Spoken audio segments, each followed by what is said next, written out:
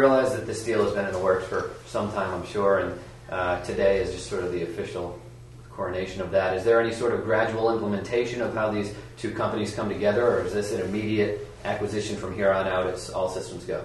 It's an immediate acquisition. As of today,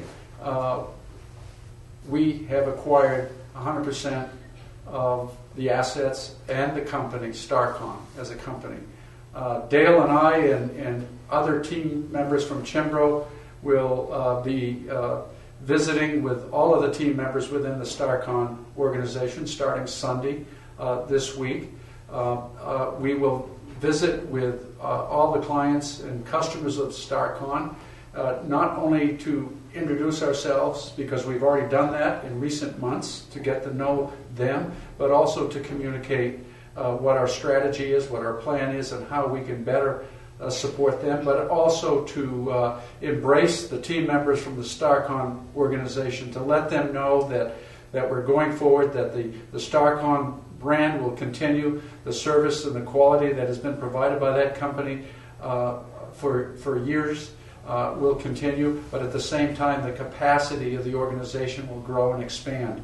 And so that's a transition effort that will be ongoing for quite some time to come, and we will integrate our resources within that organization as well as they will integrate some of their resources within the Cianbro family. So it's a pretty simple process, but it will be executed and it will be staged on an incremental basis, and it will not be like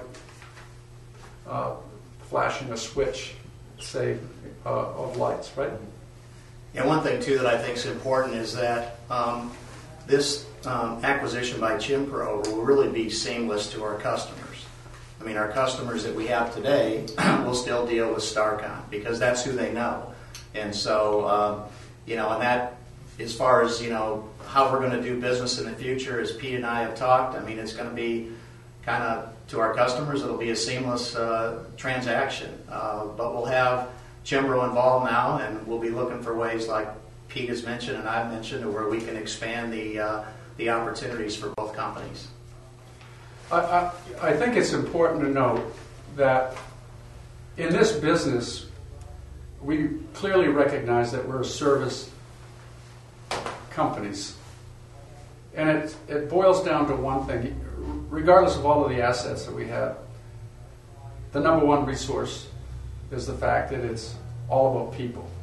It's all about people that are committed, people that will collaborate, communicate, work together. That's the model that both companies enjoy.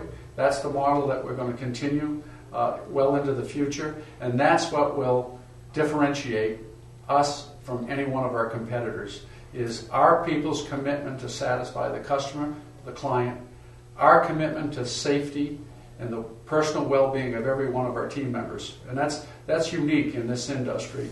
And we're going to continue that. That does not go away. In fact, we're going to build on it even further. That's how we lead our industry, and that expands our capability to do some of the very creative and unique things that we do currently and what we've done in the past. What does this mean in terms of jobs? Well, it's very, very significant over time. I spoke earlier of our facility in Brewer, and as many of you know, that we've begun to ramp up that activities, and that initial project, those 22 electrical rooms, will be shipped to Newfoundland. There's very limited amount of activity in the modular market today. There's a pent-up demand for it, however. There's a lot of design being done around expansion and growth. People are waiting to see what will happen to our economy. There's a tremendous amount of uncertainty in the industry, and as a result of that, there's inactivity. However, that's going to change because there is a pent-up demand. And as people regain their positions in the economy, they will begin to make commitments, and as a result, we will be building our teams and our organization to satisfy that need. We are pursuing here at Cianbro multiple projects in a very, very diversified way. Many of you know that, not just in the refining petrochemical industry, but in that particular industry, again, it has huge implications on the three businesses that we operate from here in Maine in particular. And that is the modular industry, the steel fabrication industry, and our equipment operations, which is all headquartered and located here in the state of Maine. Additionally, we have facilities in Baltimore, Maryland that have deep water access, a steel fabrication facility there. So it's a very significant opportunity for us in the long run. Recognize that when it comes to jobs, we're in it for the long haul, not the short term. We've been very blessed to be able to maintain the Cianbro family, keep our teams together and our resources, as has STARCON, and we'll continue to grow on that. And I can promise you that you'll see some significant activity, some that I can't speak to today because there are no written commitments, but I can assure you there's opportunities that are in front of us that will significantly help both organizations. As far as Cianbro is concerned, do any of your facilities stand to benefit from this acquisition more? Like, is Brewer going to benefit the module from this acquisition more than any of the other facilities, Pittsfield? Well, I think actually the great thing is there are multiple businesses that we participate in. The modular business is a significant operation. As you well know, that we peaked at about 750 people up there. We're in the process of ramping up for another major project with these electrical rooms, and that's in the process of taking place right now.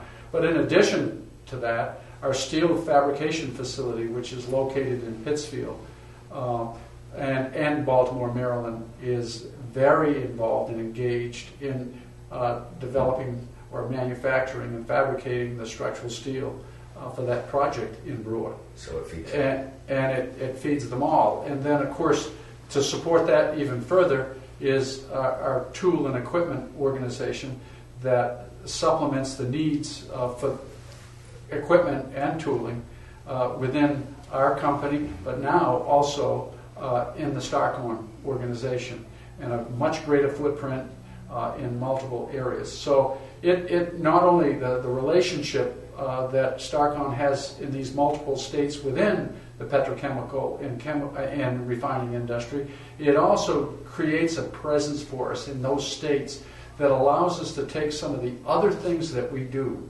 whether it's transportation related, whether it's energy related, in terms of electrical generations, transmission, distribution, and as a whole, the major manufacturing industry in those states as well. It gives us the resources and the access to those areas and the physical presence in 25 additional states.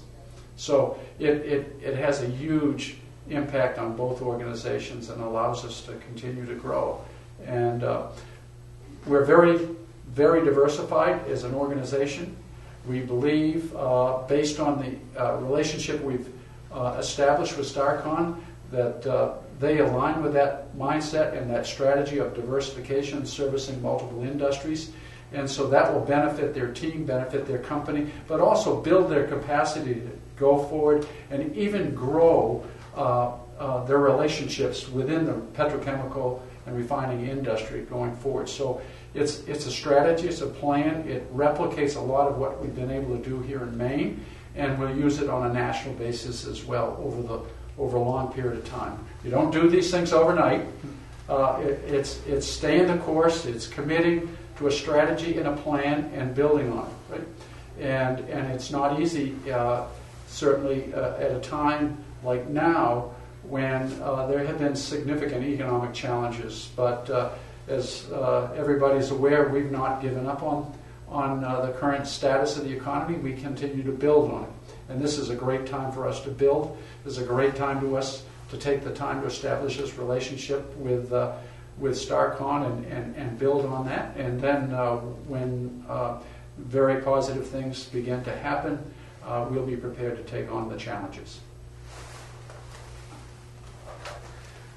Dale, this you guys seem to get along pretty good. It wasn't a hostile takeover.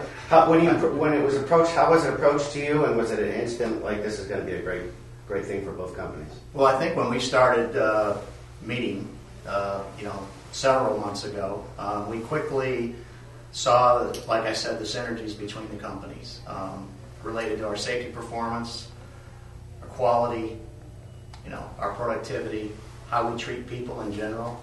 And if you get those things right, and if you're aligned on those things, then you can pretty well take on whatever other challenges are out there. So, it's been a collaborative effort. We've had a lot of people involved with this, and have looked at a lot of different things together. And the teamwork has been very positive in working through these type of transactions. And we've got a lot of energy that's, like Pete said, that's kind of been parked on the sideline, and we're ready to turn it loose and roll up our sleeves and start working together and developing these strategies that we know are going to be very beneficial for both companies. So it's been a very positive experience, I think, on both sides. And I've said this before. When I came to the office the first time here in Pittsfield, somebody would have put a blindfold on me, and if I had just been sitting around the table listening, I would have thought I was in one of our offices. I mean, to me, that speaks volumes really about the culture. And the culture of this company, like I said, is really what was so attractive, I think, for us, because sometimes when these things take place, that's the most challenging thing that you have to deal with, is if your cultures are so different. And I think our cultures are so aligned, and that's really going to allow us to hit the ground running and be able to get some quick hits in place and do some things like Pete said. But long term, we're in it for the long haul, and we know there's a lot of great opportunities because, as Pete mentioned, there's a lot of business that's been parked on the sideline. And when the economy turns, we're going to be ready. We're going to be ready to capitalize on that together, and that's very exciting. I think I'm all set. Is there anything else you guys want to add? No, this is about fun. This is about the future and the opportunity that exists out there. And much of it comes from a very basic approach. It's about believing in the people that represent our organizations, believing in their capacity to do creative and innovative things. And we don't do the heavy lifting. It's the people. They do. And it's up to us to create the environment in which they work, to set some very heavy and strong standards in terms of safety and wellness and quality and productivity.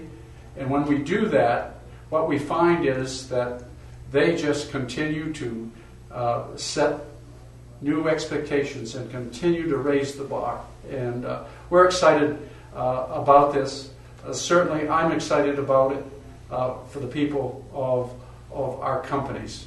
And I'm looking forward to working with them, and particularly the STARCON people, many of which I have yet to meet, and I'm looking forward to getting on the ground and to visit with those people, but also visit with the clients and the customers, and it's a lot of fun. And it's a lot of work, but it's a lot of fun. And you got to have a passion for it. And in my opinion, the people that work in this industry every single day work themselves out of a job. You think about it. They do. And they're some of the most talented people that exist. And all they want is one thing: opportunity. And so it's our job to create that for them. And from then on, they run with it and they make it happen in a very safe manner, in a productive manner, in a very high quality manner. And what more can we say? This is a glorious day for both companies and organization, and we're going to have fun going out there making it happen. Thank you very much for coming. Thank you very much.